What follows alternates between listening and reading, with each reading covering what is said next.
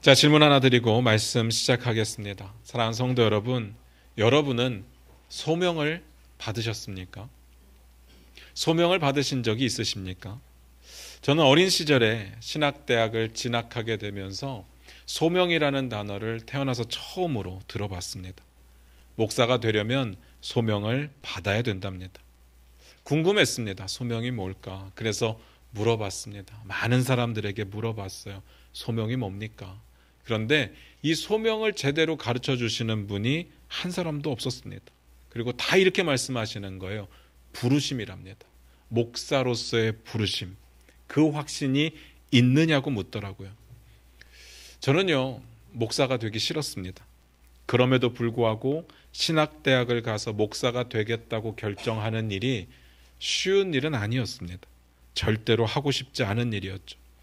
저는 그때 당시에 목사가 되면 그냥 내 삶을 다 포기하고 어떤 즐거움도 없이 그냥 고난의 길을 가는 거라고 생각을 했기 때문에 목사가 되는 것은 상상하기도 싫었습니다. 그래서 어떤 사람이 목사가 되느냐, 사도 바울이 말한 것처럼 적어도 독신의 은사 정도는 있는 사람, 그런 특별한 사람들만 목사가 되는 거라고 생각을 했습니다. 물론 목사가 결혼을 안 한다는 이야기가 아니라 그 정도의 특별한 부르심을 받은 사람들이 목사가 된다고 생각을 했었죠. 그래서 저는 싫었습니다. 그런데 하나님께서 상황을 그렇게 몰고 가셨습니다. 제 마음대로 하라고 했으면 저는 목사 안 됐을 겁니다. 세상에 제 멋대로 살았겠죠. 솔직한 심정으로 그때 당시에 제 마음은 군대 끌려가는 그런 마음이었습니다. 그러면요, 저는 소명을 받은 걸까요? 안 받은 걸까요? 그때 당시는 이게 헷갈리더라고요. 잘 몰랐거든요. 뭘 몰랐느냐? 소명이 뭔지를 모르니까 제 삶에 주님이 주관하셔서 저를 목사의 길로 이끄셨다는 확신은 있지만 저를 부르셨다는 것에 대한 확신은 없었거든요. 꽤 오랜 기간 이 찜찜함을 가지고 살아야 했습니다. 내가 소명받은 게 맞나? 아니면 어떡하지? 이 찜찜함. 지금은요, 다 해결됐습니다. 저는 소명을 받았습니다. 왜냐하면 소명이 뭔지를 지금은 알았거든요. 그때는 몰랐었고. 이제부터 지금부터 소명이 뭔지를 설명을 드릴 텐데요. 디모데후서 1장 9절을 제가 읽어드릴 텐데 여러분은 화면을 보시면서 한번 주목해서 보시기를 부탁드립니다. 하나님이 우리를 구원하사 거룩하신 소명으로 부르심은 우리의 행위대로 하심이 아니요 오직 자기의 뜻과 영원 전부터 그리스도 예수 안에서 우리에게 주신 은혜대로 하심이라. 하나님께서 우리를 구원하사 거룩하신 소명으로 부르셨대요. 그리고 이건 은혜라고 말을 합니다. 우리말로 이렇게 보면 하나님께서 우리를 구원하신 사건이 있고, 그리고 특별한 사람이든 어떤 사람들에게 거룩하신 소명을 따로 주시는구나 처럼 보입니다. 근데 이걸 원어로 보시잖아요. 순서가 완전히 거꾸로입니다.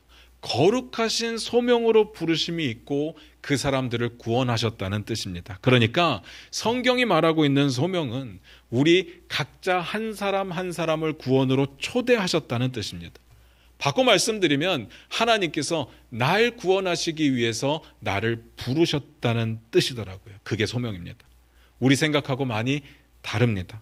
우리는 소명이 목사나 선교사의 특별한 풀타임 사역자를 이야기를 했는데 하나님의 소명은요, 하나님이 주시는 소명은요, 구원으로의 초대였습니다. 물론 모든 사람들이 소명을 목사의 부르심이라고 말을 한다면 제가 어쩔 수는 없습니다. 언어라고 하는 것은 그렇게 결정되는 거니까. 그런데 성경에서 말하는 소명은 그건 아니었습니다. 그래서 결론부터 말씀드리면 여러분도 다 소명 받으셨습니다. 소명받은 모든 하나님의 백성들을 하나님께서 구원하신 겁니다. 그러니까 구원받은 하나님의 백성들은 소명을 받은 거죠. 소명이 있었으니까 구원을 받은 겁니다. 구원을 받았기 때문에 하나님 나라를 살아낼 특권을 얻은 거고요. 그 특권을 가진 사람들이 이 땅에서 하나님 나라를 살아가고 있는 겁니다. 그게 소명입니다. 여러분 정리가 되십니까? 오늘 보면 말씀을 같이 보면서 그 이야기를 좀 나눠보도록 하겠습니다. 이사야 43장 1절입니다. 같이 읽겠습니다. 시작. 야곱아, 너를 창조하신 여호와께서 지금 말씀하시느니라. 이스라엘아, 너를 지으신 이가 말씀하시느니라. 너는 두려워하지 말라. 내가 너를 구속하였고 내가 너를 지명하여 불렀나니 너는 내 것이라. 오늘 본문 말씀이 이렇게 시작했습니다. 야곱아. 그런데 여기서 야곱은요, 이스라엘 민족 전체를 말하는 겁니다. 그래서 뒤에 가면요, 이스라엘로 다시 바꿔서 부릅니다. 이스라엘아. 내용은 어렵지 않습니다. 굉장히 간단합니다. 뭔 내용입니까? 너는 두려워하지 말라. 내가 너를 구속했다. 내가 너를 지명해서 불렀다. 너는 내 것이다. 간단합니다. 여기에 어려운 표현이 하나도 없습니다. 행여나 헷갈리시는 분들이 있다면 구속이라는 단어 때문에 헷갈리시는 분들이 있을 겁니다. 제가 그런 분을 진짜 만나봤습니다. 이 구속을 어떤 구속이라고 생각을 하는가 하면 인간관계 가운데 막 간섭하는 사람들이 있잖아요. 자유를 제한하고 속박하는 것을 우리가 구속이라고 부르거든요. 그 구속이라고 생각하는 사람이 진짜로 있더라고요. 이해는 가지 않습니까? 우리가 예수를 믿는 순간 해야 될 것도 많고 하지 말아야 될 것도 많기 때문에 뭐 그 구속이라고 볼 수도 있을 것 같습니다. 자유가 없어 보이니까. 그런데 성경에서 말하는 구속은 그런 구속이 아닙니다. 성경에서 말하는 구속의 원어적인 의미를 보니까 노예 시장에서 돈 주고 노예를 사가지고 그 노예를 자유를 주면서 풀어주는 거. 이게 구속이더라고요. 대신 대가를 지불해주고 자유를 허락했다라는 말이 구속입니다. 그러니까 그 사람들이 생각하는 것과는 정반대의 의미인 거죠. 우리 입장에서 구속은요, 예수님께서 우리 죄를 위해서 십자가에 대신 죽으셨잖아요.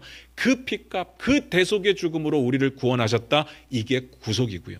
오늘 본문에서의 구속은 뒤에 나오는데 한번 보도록 하겠습니다. 이사야서 43장 3절을 같이 봅니다. 같이 읽겠습니다. 시작. 대저 나는 여호와 내 하나님이요 이스라엘의 거룩한 이요 내 구원자임이라. 내가 애굽을 너의 속량물로 구스와 스바를 너를 대신하여 주었노라.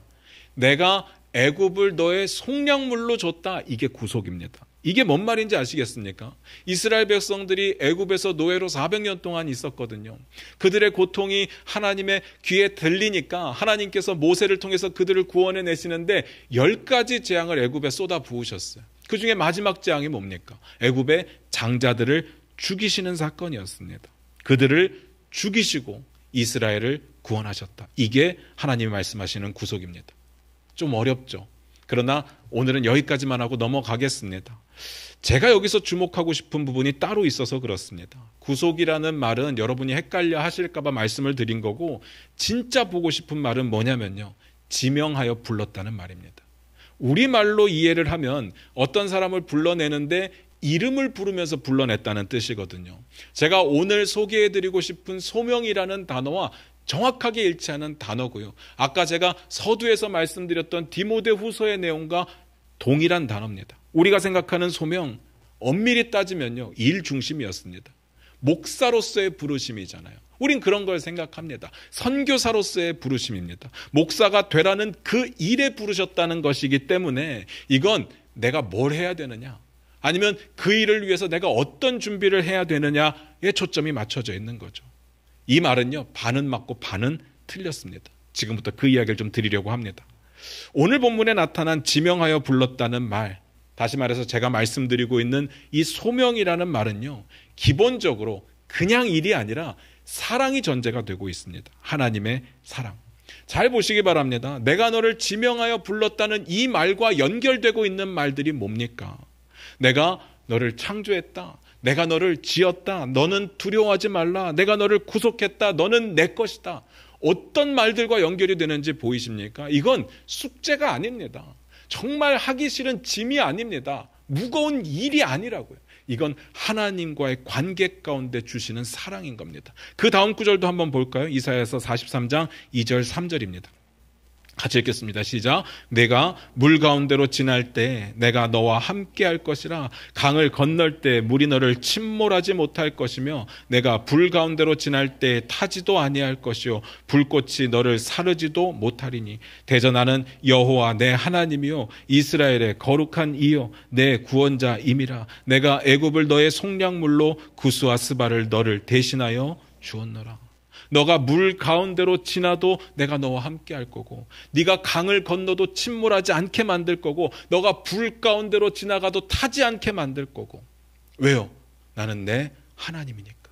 너의 구원자가 되니까. 이건요, 사랑입니다. 너를 지명하여 부르신 이유가 됩니다. 기본 전제는 사랑이라는 이야기입니다. 뭐에 근거한 사랑이냐? 관계입니다. 친밀한 관계. 내가 너에게 어떤 존재냐, 이걸 보여주시는 겁니다. 너의 하나님이다. 너의 구원자가 된다. 너의 창조자가 되고 너를 지으십니다. 그런데 우리는요, 이 구절들을 볼 때 어떤 소명을 떠올리냐 하면요, 거봐라, 물 가운데로 지나가는 거 아니냐, 강 가운데로 지나가는 거 아니냐, 불 속으로 들어가는 거 아니냐, 너무 힘든 일이다, 이렇게 보는 거죠. 아니요, 소명은 어떤 상황 가운데, 그런 최악의 상황 가운데서도 하나님께서 너와 함께 하시겠다는 게 소명입니다. 무슨 말인지 아시겠습니까? 하나님이 함께 하신다. 제발요, 여러분, 소명받는 거를 두려워하지 마시기를 부탁을 드려요. 소명받으면 막 큰일 나는 줄 아시는데요. 뭐 내일 당장에 저희 아프리카 오지 선교사로 보낼까봐 막 벌벌벌벌 떠시는데요. 아니에요. 아무나 안 보낸다니까요. 준비된 자를 보내실 겁니다. 순종하는 자를 보내실 거예요. 하나님도 다 생각이 있으시잖아요. 하나님이 우리에게 주시는 소명은 뭐냐? 하나님이 구속하신 하나님의 백성들을 하나님의 사랑 가운데 초대하시는 내용이 소명입니다. 어마어마하지 않습니까? 이게 정리가 되고 나면요, 그 다음에 일은 일이 아닙니다. 이건 기쁨으로 감당하는 우리의 반응일 뿐인 거죠. 그저 순종하는 겁니다. 잘 보시기 바랍니다. 오늘 이스라엘을 왜 부르셨을까요? 이걸 봐야 됩니다. 오늘 보면 뒷부분에 나오거든요. 이사야서 43장 8절부터 13절을 한번 같이 읽어보도록 하겠습니다. 같이 읽겠습니다. 시작. 눈이 있어도 보지 못하고 귀가 있어도 듣지 못하는 백성을 이끌어내라. 열방은 모였으나 민족들이 회집하였는데 그들 중에 누가 이 일을 알려주며 이전 일들을 우리에게 들려주겠느냐? 그들이 그들의 증인을 세워서 자기들의 옳음을 나타내고 듣는 자들이 옳다고 말하게 하여 보라. 나 여호와가 말하노라. 너희는 나의 증인 나의 종으로 택함을 입었나니 이는 너희가 나를 알고 믿으며 내가 그인 줄 깨닫게 하려 함이라. 나의 전에 지음을 받은 신이 없었느니라. 나의 후에도 없으리라. 나 곧 나는 여호와라. 나 외에 구원자가 없느니라. 내가 알려주었으며 구원하였으며 보였고 너희 중에 다른 신이 없었나니 그러므로 너희는 나의 증인이요 나는 하나님이라 여호와의 말씀이니라. 과연 태초로부터 나는 그이니 내 손에서 건질 자가 없도다. 내가 행하리니 누가 막으리요. 뭔 내용인지 아시겠습니까? 하나님이 이스라엘을 왜 부르셨습니까? 두 가지 이유가 나옵니다. 하나는 하나님의 증인으로, 하나는 하나님의 종으로 택하셨다고 나옵니다. 그러면서 첫 번째 부르신 목적을 이렇게 이야기합니다. 이스라엘이 하나님을 알고 믿게 하려고, 깨닫게 하려고 부르셨대요. 어떤 하나님을요? 구원자 되시는 하나님, 나의 하나님, 창조주 되시는 하나님. 기가 막히지 않습니까? 그 관계로 초대하신 겁니다. 두 번째 목적은요, 이스라엘 자체가 눈이 있어도 보지 못하고 귀가 있어도 듣지 못하는 사람들을 이끌어내어 그들에게 증거가 되게 하시려고 부르셨대요. 어떤 증거요? 이스라엘은요, 자격이 있어서 구원받은 게 아니에요. 능력이 있어서 하나님의 백성의 자격을 따낸 게 아닙니다. 그들은 죄악 가운데 있었습니다. 아무리 선지자들을 보내서 그들에게 돌아오라고 이야기를 해도 그들은 돌아오지 않았습니다. 그런데 여전히 그들을 사랑하셔서 구원의 길을 열어주신 거예요. 그것에 대한 증거로 부르셨습니다. 무슨 말인지 아시겠습니까? 저는 우리의 소명을 설명할 수 있는 가장 좋은 부분이 이 부분이라고 생각을 합니다. 우리도 마찬가지 아닙니까? 무슨 자격이 있습니까? 무슨 능력이 있습니까? 우리가 구원받는데 저와 여러분의 의가 하나라도 작용했던 일이 있었습니까? 없어요. 우리는 자격이 있어서 구원받은 게 아니라, 능력이 있어서 구원받은 게 아니라 죄악 가운데 살아갔지만 예수 그리스도의 사랑으로 구원의 길을 열어주신 겁니다. 그 사랑에 우리를 부르셨고 응답하는 자들을 구원해 주셨습니다. 그래서 우리가 하나님을 알게 된 거죠. 하나님을 깨닫게 된 겁니다. 하나님과의 관계가 회복되었습니다. 하나님이 우리의 하나님이 되었습니다. 하나님이 우리의 구원자가 되었고 하나님이 우리의 왕이 되어주셨고 주인이 되어주셨습니다. 하나님이 우리의 아버지가 되어주셨습니다. 그래서 우리는요, 하나님의 자녀로, 하나님의 백성으로, 하나님의 종으로 살아갈 특권을 얻은 겁니다. 이걸 택함이라고 이야기합니다.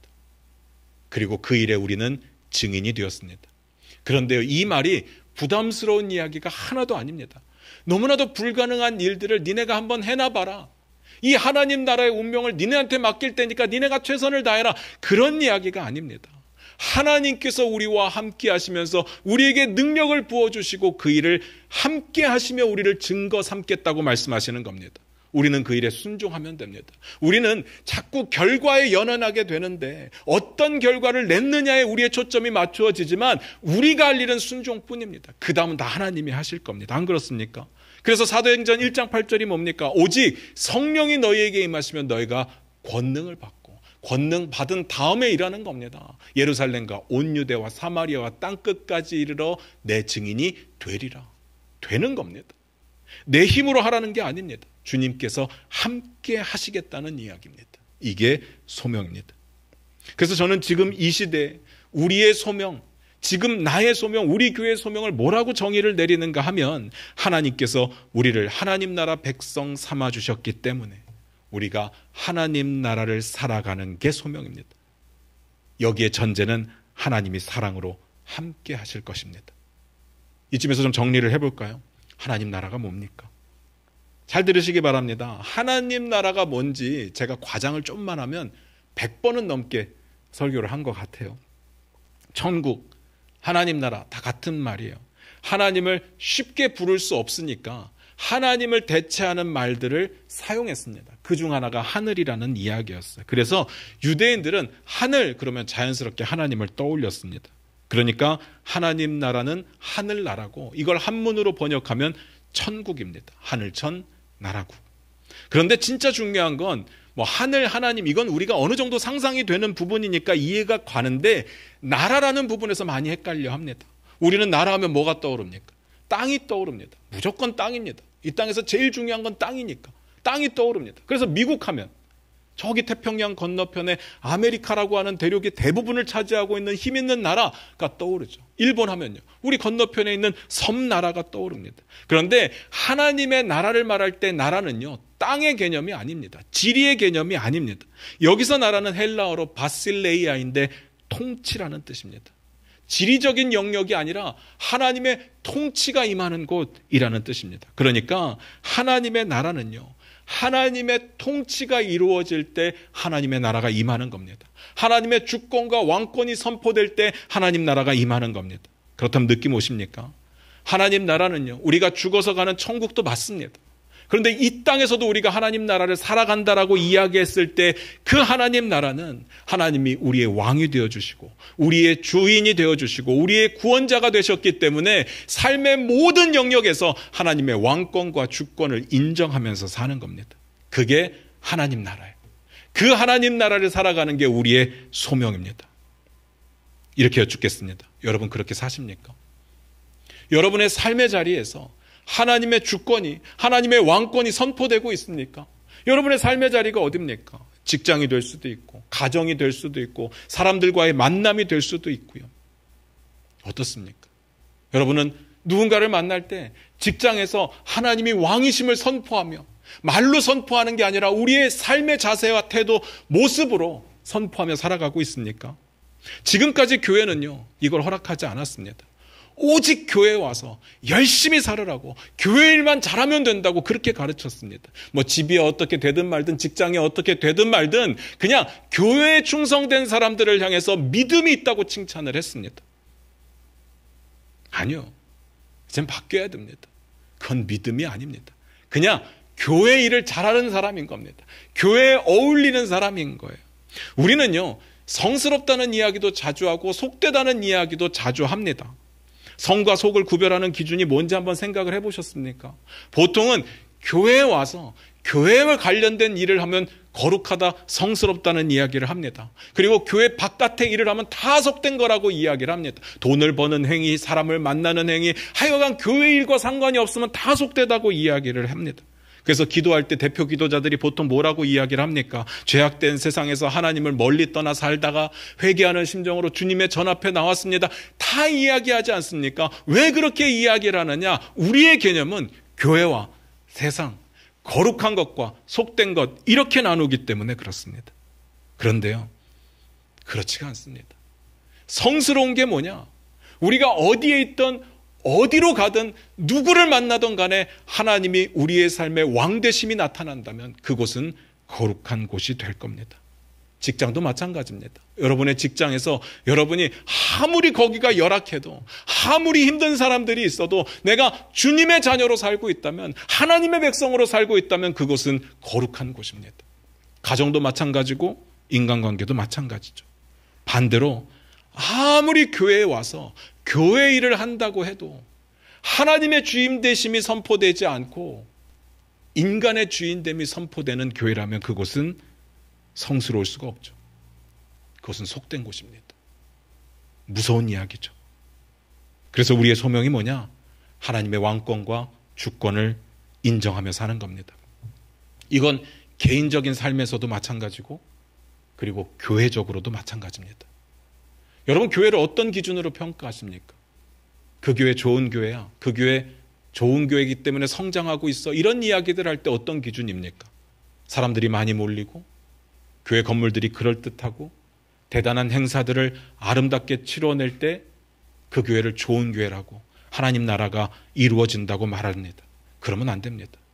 교회에 나아가는 방향이 진정으로 하나님의 주권과 왕권을 인정하고 있는가를 봐야 됩니다. 그 교회의 주인이 담임 목사가 아니라 하나님이신가를 봐야 됩니다. 그걸 보셔야 돼요. 제가 처음 우리 중앙교회 왔을 때 스스로 가장 많이 했던 고백이 뭐냐면요, 주님보다 앞서지 않겠습니다. 이 고백을 정말 많이 했습니다. 왜 이런 고백을 자꾸 했는가 하면 목회를 하면서 유혹이 너무 많았습니다. 제가 개척 준비할 때 제게 부어주신 제가 할 교회의 소명은 하나님 나라를 이루는 교회였습니다. 그게 소명이라고 확신했습니다. 그래서 우리 교회는 쓸데없는 짓은 하지 말자, 오직 하나님이 기뻐하시는 일만 하자, 그렇게 다짐을 했습니다. 그런데 사람들의 유혹이 오는 겁니다. 목사님, 이거 만들어주시면 저 그 교회 갈게요. 이거 조금만 도와주시면 제가 그 교회 도울게요. 얼마나 매력적입니까? 우리 교회 온다는데, 도와준다는데.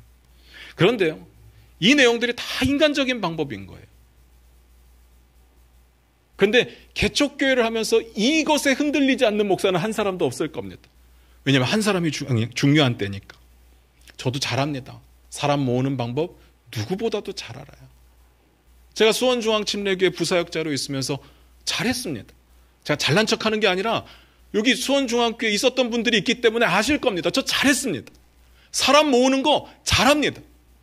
그런데요, 제가 담임이 돼서 하게 되는 교회는 하나님만 주인 되어서 하나님이 기뻐하시는 일만 하고 싶은 겁니다. 속으로 갈등 많이 하죠. 야, 이거 하면 저분 오실 것 같은데 이것도 만들어 볼까? 야, 이것만 눈 감아주면 저분이 도와주실 것 같은데, 그런 마음이 왜 안 듭니까? 그런데 하나님이 주인 된다고 생각하니까 거절해야 되겠더라고요. 거절했습니다. 그리고 힘들었습니다. 정말 힘들었습니다. 물질적으로도 힘들고 교회 성장도 힘들고 사람들의 시선과 비판과 많이 힘들었습니다. 그래도 고백합니다. 주님보다 앞서지 않겠습니다. 왜요? 하나님 나라는요, 우리 교회에 주신 소명이니까. 하나님 나라는 하나님만 높여지는 그곳이 하나님 나라니까. 그런데요, 이 고민이 끝났느냐? 그렇지 않습니다. 지금도 여전히 찾아옵니다. 뭘로 찾아오느냐? 처음과는 굉장히 다른 양상으로 저에게 찾아옵니다. 어떻게 찾아오는가 하면요, 제 능력의 한계를 보게 합니다. 스스로 이렇게 질책합니다. 너 때문이야. 너 때문에 교회가 성장하지 않는 거야. 너의 고집 때문에 교회가 커지지 않는 거야. 너의 고집 때문에 성도님들이 그 성장의 기쁨을 맛보지 못하는 거야. 너가 틀렸으면 어떡할 거야? 너 책임질 수 있어? 이런 질책이요, 제 속에 계속 들립니다. 자꾸 저보고 책임을 지라고 하는 거예요. 감당할 수 있겠냐고 말하는 거예요. 그러면서 다른 교회를 보게 합니다.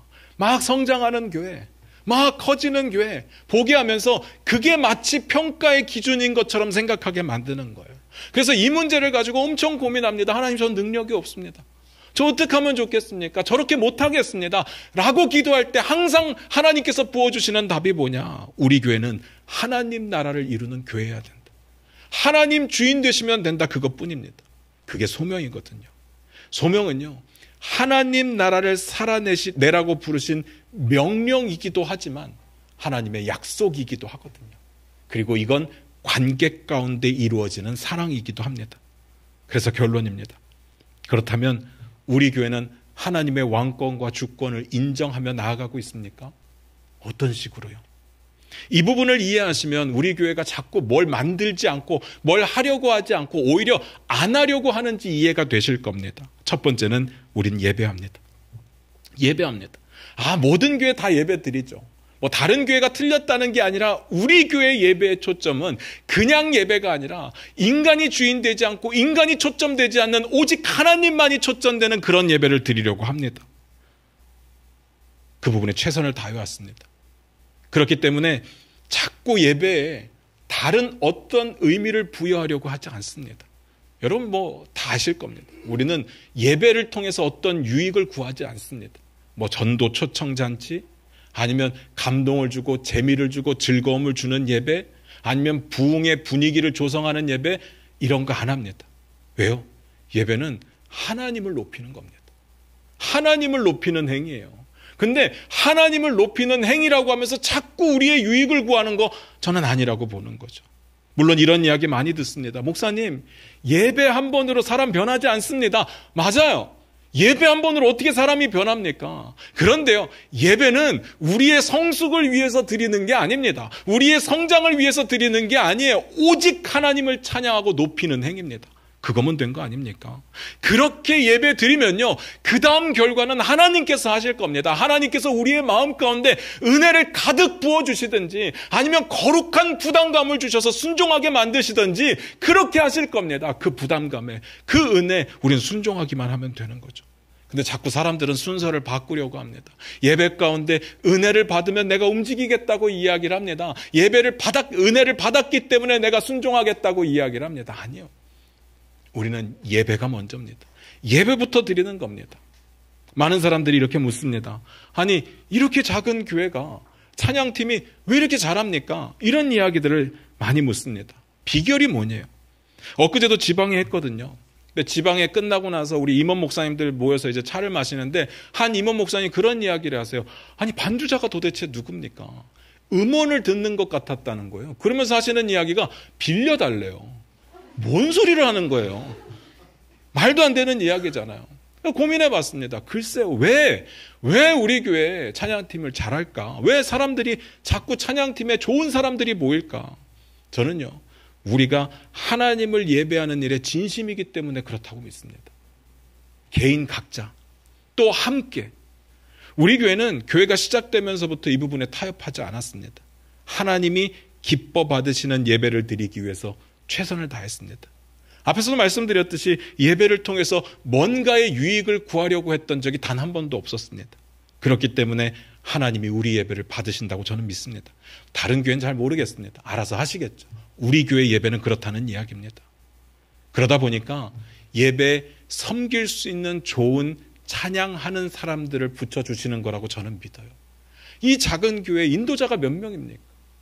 찬양 세션이 몇 명입니까? 줄 서서 해야 돼요. 안 그렇습니까? 예배 관련해서 간증하면 한도 끝도 없는데 오늘은 시간이 없어서 넘어갑니다. 대신에 이것만 기억해 주세요. 우리 교회 가장 가장 첫 번째 우선순위는 예배입니다. 이것만 기억하시면 됩니다. 하나님의 주권과 왕권을 선포하기 위해서 우리는 그런 예배를 드립니다. 그러니까 우리 중앙교회 성도님들은요, 예배 빠지시면 안 돼요. 안 됩니다. 예배를 실패하고 삶의 자리에서 나는 삶으로 예배드린다? 다 거짓말입니다. 저는 거짓말이라고 믿어요. 모르고 하는 소리고요. 나 편하려고 하는 소리입니다. 우리 교회 일주일 사역의 모든 중심은 주일 예배에 있습니다. 그러니까 우리 중앙교회 지치라면 다양한 이유들이 여러분들을 유혹할 겁니다. 예배드리지 못하게 할 겁니다. 그런데 거기에 무너지지 마시기 바랍니다. 우리는 함께 예배해야 됩니다. 함께. 그리고 그 다음은요, 우리 교회는 모든 성도님들이 각자의 삶의 자리에서 하나님 나라를 제대로 살아낼 수 있도록 돕고 있습니다. 그렇게 가르치고 있고 그렇게 살 수 있도록 장을 마련해 줍니다. 매일의 삶의 큐티를 강조하고 있습니다. 직장과 가정에 집중할 수 있도록, 그래서 그곳에서 하나님 나라를 살아낼 수 있도록 교회 사역을 재조정하고 있습니다. 어떻게 보면요, 야, 교회 아무것도 안 하네 라고 생각할 수 있죠. 잘 생각해 보세요. 교회 개척교회예요. 조그만 교회입니다. 담임 목사가 됐는데 아무것도 안 하기가 쉬운 줄 아세요? 이거 하나님만 믿지 않으면 뭔가를 자꾸 만들어내야 됩니다. 아까 말씀드렸잖아요. 제가 잘했다니까요. 뭘 해도 잘할 수 있습니다. 사람 불러 모으는 거 제 특기예요. 잘할 수 있습니다. 그런데 안 하는 거예요. 인간적인 방법들 다 제하는 겁니다. 오직 하나님을 보는 거예요. 성도님들 각자에게 자신의 신앙을 책임져 보라고 맡기는 게 쉬운 일 같습니까? 아니에요. 그런데 지금까지 보면요, 어떤 교회들이 항상 문제가 되느냐, 목사가 너무 잘하는 교회, 교회의 모든 초점이 맞춰져 있는 교회들이 다 문제를 일으킵니다. 그런 교회들이, 그런 목사들이 얼마나 나약한 크리스찬들을 만들어내는지 몰라요. 스스로 아무것도 할 줄 모릅니다. 개인의 영성이 없어요. 교회 잘 나오고 교회 봉사 많이 하면 자기 믿음이 좋아진 줄로 압니다. 아니에요. 믿음은요, 교회 일 잘하는 게 아니라 하나님과의 관계가 깊은 겁니다. 하나님의 말씀 가운데로 나아가고 하나님과의 깊은 교제인 기도 가운데로 나아가면서 하나님과의 깊은 영성의 교제가 이루어질 때 믿음이 좋은 거죠. 목사만 보고 있잖아요. 내 신앙은 성장하지 않습니다. 함께 있을 때는 좋아 보이죠. 근데 목사가 문제를 일으키면 무너져 버립니다. 왜요? 목사를 봤으니까요. 물론 큐티를 하고 안 하고 여러분 마음입니다. 제가 뭐 억지로 할 수가 없죠. 여러분 집에 가서 했는지 안 했는지 숙제 검사할 수가 없습니다. 직장과 가정에서 하나님의 주권과 왕권을 선포하면서 사는지 안 사는지 제가 확인해 볼 방법이 없습니다. 직장을 따라갈 수도 없죠. 그러나 교회는 끊임없이 그 사실을 가르쳐야죠. 그리고 그렇게 살아갈 수 있도록 서로 격려하고 돕는 역할을 할 뿐입니다. 이거 안 되는 것 같아서, 그렇게 못 사시는 것 같아서 자꾸 교회로 불러 모으잖아요. 똑같으십니다. 신앙은요, 떠먹여 줄 수가 없습니다. 제가 여러분들을 그렇게 만들어 드릴 수도 없죠. 여러분들이 여러분의 가정에 집중할 수 있도록 모든 사역들을 조정하고 있습니다. 가능하면 아시겠지만 성도님들을 주중에 교회로 불러내지 않습니다. 왜냐하면 여러분들의 삶이 있잖아요. 각자 가정이 있고 각자 직장이 있으니까요. 맨날 교회 와서 일하느라 바쁘고, 그러니까 가정도 돌보지 못하고 직장도 대충 하면서 나 크리스찬이다? 이것이 정말 덕이 될까요? 진짜 하나님의 자녀라면요, 좋은 부모가 되십시오. 좋은 부모가 되셔야 돼요. 그리고 여러분의 부모님들께는 좋은 자녀가 되십시오. 그리고 사람들을 만나는 관계 가운데에서는요, 사귀고 싶은 사람, 만나고 싶은 사람이 되셔야 됩니다. 여러분의 일터에서, 직장에서는요, 일 잘하는 성실한 사람이 되십시오. 맨날 교회 간다고 오늘 빠지고 딴 데 빠지고 그래서는 일을 잘할 수가 없죠. 그러면 분명히 궁금해하시는 분들이 계실 겁니다. 그러면 교회가 왜 필요한 거죠? 다 각자 알아서 집에서 잘하면 되는 거 아닙니까? 이 부분 분명히 말씀드릴게요. 예배를 위해서 필요합니다. 예배는요, 모여서 함께 드리는 겁니다. 두 번째로 하나님 나라를 이루기 위해서, 성도 개인의 각자에게 주시는 하나님 나라가 따로 있고 교회가 공동체로서 함께 할 수 있는 하나님 나라가 따로 있습니다. 어떻게 해요? 어떻게 하는 게 교회가 하나님 나라를 이루는 겁니까? 구체적으로 알려주세요. 이 부분은요, 사명에 해당되는 부분입니다. 지금 저는 소명을 말씀드리고 있잖아요. 소명과 사명은 헷갈리지만 완전히 다른 거예요. 소명은요, 하나님 나라를 살아내라고 우리를 부르신 대의적인 명분입니다. 하나님께서 허락하시는 사랑의 관계 가운데로 들어오라고 부르시는 초청입니다. 그러면요, 사명은 뭐냐? 그 사랑 안에서 하나님 나라를 어떻게 살아낼까? 각자 환경들이 다르고 상황들이 다르고 처한 일들이 다 다른데 나는 어떻게 살아낼까라고 하는 방식의 문제, 세부적인 목표에 대한 부분입니다. 우리 교회는 세 가지 분명한 사명이 있습니다. 다음 세대를 세우는 일, 그리고 전도하고 선교하는 일, 다른 교회를 돕고 세우는 일. 이건요, 개인이 할 수 없는 일이잖아요. 그렇기 때문에 교회가 함께 힘을 모아서 할 때 가능한 일입니다. 이 부분은 다음 주에 말씀을 드릴게요. 이런 것들을 하려고 교회가 존재하는 겁니다. 말씀 마무리 짓겠습니다. 여러분 소명 받으셨습니까? 여러분 다 받으셨어요. 한 분도 빠짐없이 구원받은 모든 성도들은 다 소명을 받았습니다. 소명을 받았으니까 구원을 받은 거예요. 그러면 우리 교회가 하나님 나라를 이루며 나아갈 소명을 받았다는 사실을 알고 계셨습니까? 아멘이죠. 그러면 제가 부탁드립니다. 교회 일에 좀 더 적극적으로 참여해 주시기를 부탁을 드려요. 앞에서 말씀드렸듯이 우리 교회가 일이 많지 않습니다. 정말 한 달 가도 한 번 일이 있을까 말까 하죠. 그런데요, 일이 있을 때는 일을 계획하고 준비할 때는 마음을 모아야 됩니다. 주일 예배 함께 예배 드리는 겁니다. 집에서 드릴 수 있죠. 온라인으로 드릴 수 있죠. 어쩔 수 없는 상황에. 왜냐하면 옛날에도 뭐 카타콤 같은 데 들어가서 혼자서 예배드리고 둘이서 예배드리고 신앙을 지키기 위해서 어쩔 수 없이 그랬던 적은 있었습니다. 그런데 그런 시대가 아니잖아요. 자유가 있는 시대입니다. 움직일 수 있잖아요. 우리는 함께 예배드리도록 하나님께서 부르셨어요. 함께 해야죠. 그리고 우리에게 사명들을 주셨잖아요. 그 사명들을 이루기 위해서 우리는 마음을 모아야 됩니다. 뜻을 모아야 됩니다. 그리고 함께 하는 겁니다. 그게 교회죠. 그게 교회입니다. 목사가 알아서 하겠지. 맨날 하시는 분들이 알아서 하겠지. 안 됩니다. 늘 말씀드리지만 우리 교회는 목사 한 사람이 슈퍼맨이 되는 교회가 아닙니다. 저는 그런 교회가 되지 않기 위해서 노력합니다. 교회라고 부르는 것은요, 예수님을 그리스도로 인정하고 주님으로 인정하는 사람들의 모임이에요. 저만 교회의 대표가 아니라 다 여러분 각자 예수 그리스도를 마음의 구주로 영접한 모든 분들이 다 교회의 한 부분들입니다. 무슨 말인지 아시겠습니까? 우리 교회는요, 일이 없는 편한 교회가 아닙니다. 함께 하는 겁니다. 하나님만을 바라보기 위해서 몸부림치는 교회입니다. 그리고 하나님 주신 사명을 함께 이루려고 노력하고 있는 교회입니다. 그러기 위해서 자기의 욕심과 욕망을 내려놓고 있죠. 저도요, 하고 싶은 거 많습니다. 저도 일을 버리기를 좋아하는 사람이기 때문에 만드는 걸 굉장히 좋아합니다. 안 하려고 노력합니다. 하나님보다 앞서지 않으려고 노력합니다.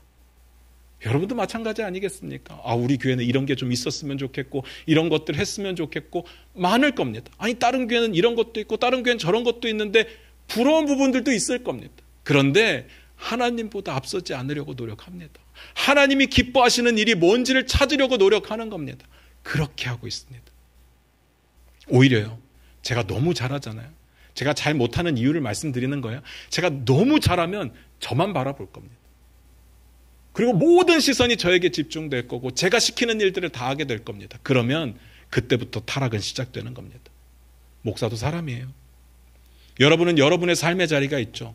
여러분의 삶에 직장이 있고 가정이 있고 인간관계가 있듯이 저는 제 삶의 자리가 있습니다. 다만 제 삶의 자리의 한 영역이 교회인 거죠. 그래서 저는 풀타임으로 사역하면서 여러분을 돕는 일을 할 뿐이지 제가 너무 대단해서 제 영성이 여러분들보다 뭐 몇 배 좋아서 아닙니다. 전혀 아니에요. 다시 말씀드립니다. 우리는 하나님 나라를 살아내라는 소명을 받았습니다. 그런데 이 말이 절대로 불가능한 일을 니네가 한번 해봐가 아닙니다.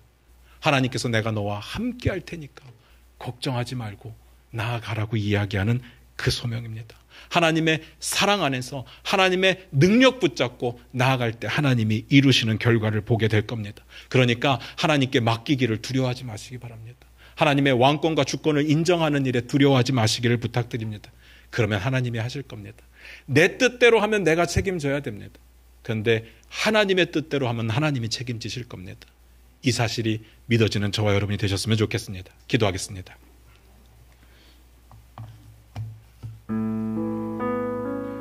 우리 반주 들으시면서 잠깐 한번 기도했으면 좋겠습니다. 여러분, 우리 중앙교회 사랑하십니까? 다른 교회하고 비교하면 뭐 대단한 건 없습니다. 목사도 그저 그렇고 교회 건물도 그저 그렇고. 그런데 제가 한 가지 자부하는 것은 우리 교회는 오직 하나님만 주인이시라는 것. 개척 처음부터 지금까지 흔들리지 않는 우리 교회의 소명입니다. 그리고 그 하나님이 부어주시는 일들을 기쁨으로 감당하고 있는 교회가 우리 교회입니다. 제가 한 달 전쯤에, 한 달 반 전쯤인가요? 목찬에서 그런 이야기를 했습니다. 이제 우리 교회는 건강한 교회를 넘어서 좋은 교회가 되기를 원합니다. 저는 충분히 건강한 교회라고 자부합니다. 사람이 건강하다고 아픈 곳이 하나도 없고 그런 건 아니잖아요. 문제도 있고 트러블도 있고 불편한 것도 있죠. 그런데 하나님만 바라보는 건강한 교회는 전 맞다고 봅니다. 그런데 이제는요, 그걸 넘어서 좋은 교회가 돼야 됩니다. 좋은 교회는 어떤 교회냐? 시설이 좋고 분위기가 좋고, 아니요. 하나님의 일을 기쁨으로 감당하는 그런 교회. 그래서 세상 가운데 하나님이 허락하신 복을 흘려보낼 수 있는 그런 교회가 좋은 교회 아니겠습니까? 그러려면 여러분들의 순종이 필요합니다. 저에게 순종하라는 이야기가 아니라 여러분에게 부어주시는 하나님의 그 감동에 순종하시기를 부탁을 드려요. 많은 분들이 이렇게 이야기할 겁니다. 목사님, 이런 거 좀 했으면 좋겠습니다. 그러면요, 그분이 하시면 됩니다. 하나님이 그 마음 가운데 그 놀라운 감동을 부어주신 거잖아요. 시작하시면 됩니다. 그게 하나님의 뜻에 맞다면 같이 움직일 겁니다. 우리 교회는 하나님이 주인 되시는, 하나님이 기뻐 받으시는 그런 교회로 나아가려고 합니다. 뭐를 섣부르게 만들어서 화려한 교회가 되는 게 아니라 오히려 단순하게 만들어서 하나님만 보게 하는 그런 교회 되기를 원합니다. 만약에 여러분이 그런 교회를 원하신다면, 그런 교회를 사랑하신다면 지금보다는 조금만 더 여러분 함께 해주셔야 됩니다. 우리 이 시간 같이 기도했으면 좋겠습니다. 우리 교회가 하나님만 주인 삼는 아름다운 교회 되기를 원합니다. 세상의 욕심, 기준 다 내려놓고 하나님 나라를 내 삶의 자리에서 교회 가운데 살아내기를 원합니다. 우리 다 같이 그렇게 기도하며 나아갑니다. 기도하겠습니다.